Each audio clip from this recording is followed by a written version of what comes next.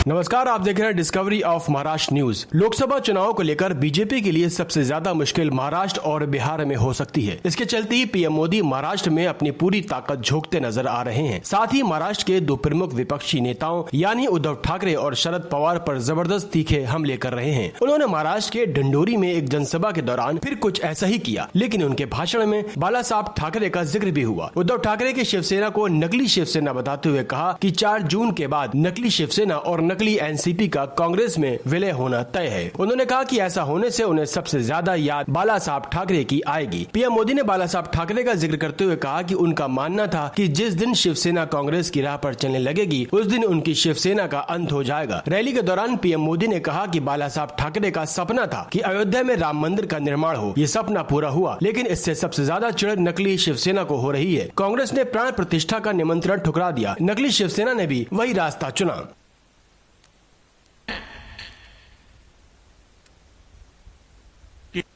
इंडी गठबंधन का जो मुख्य दल है कांग्रेस इतनी बुरी तरह हार रही है, इतनी बुरी तरह हार रही है कि उनके लिए मान्य विपक्ष बनना भी मुश्किल है।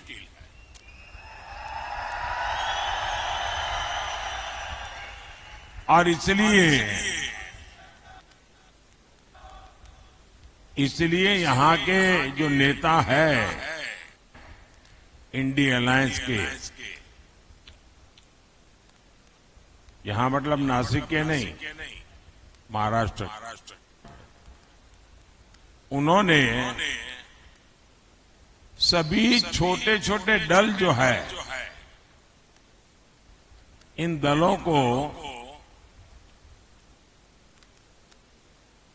ये सुझाव दिया है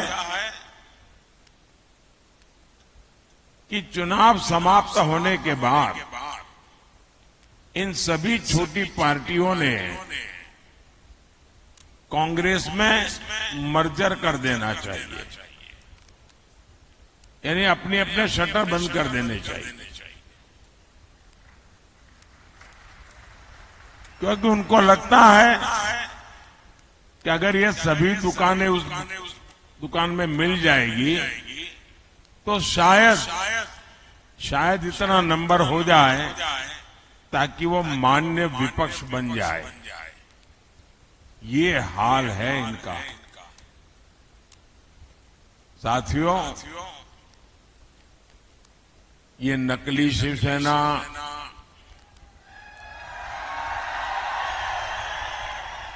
नकली राष्ट्रवादी पार्टी, इसका कांग्रेस में विलय होना पक्का है।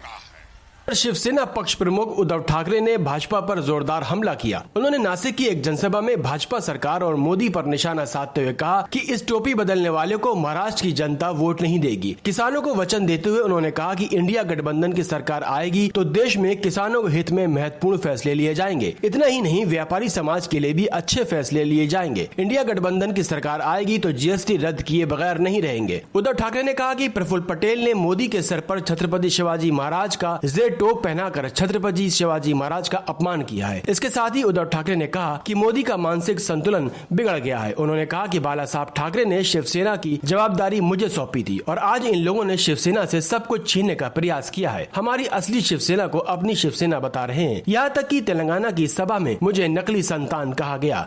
अब देखना होगा कि पीएम मोदी के ऐसे तीखे हमलों से क्या महाराष्ट्र की जनता पर असर होगा या पीएम मोदी की बातों पर अपना फैसला करेंगे, लेकिन ये तो आने वाला वक्त ही बताएगा। नाशिक मध्ये होते, आता त्यांना खरंच मला असं वाटतं एवढा ताण पडलाय मनावर, मध्ये कोणीतरी सांगितलं की ते झोपतच नाही। आता झोपले नाही किंवा झोप अपुरी झाली तर असं डॉक्टर सांगतात की मेंदूवरती परिणाम होतो आणि लोक काही वेळेला भ्रमिष्ठासारखे बोलायला लागतात।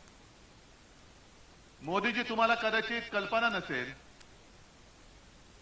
की स्वतः हिंदू हृदय सम्राट शिवसेना प्रमुखांनी शिवसेनेची जबाबदारी माझ्यावरती सोपवली,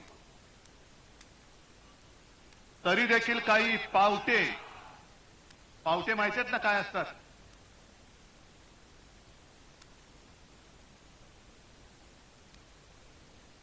त्याच्या आधी एक शब्द जोडतात पण मला जोडायचा नाही.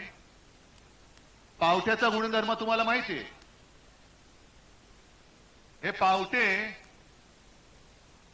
आपल्या शिवसेनेला नकली शिवसेना म्हणतात. ते शिवसेनेला जे नकली म्हणतात ते पावटे. त्यांना कुठे मोड फुटल्यात माहिती नाहीत मला. आणि इथपर्यंत मजल गेले की हिंदू हृदय सम्राटांचा मी पुत्र. तेलंगणाची निवडणूक आणि त्या तेलंगणाच्या भाषणामध्ये हे मला नकली संतान म्हणाले. मोदीजी, मी माझं बर्थ सर्टिफिकेट तुमच्याकडे मागितलं आणि तेवढी तुमची लायकी पण नाहीये.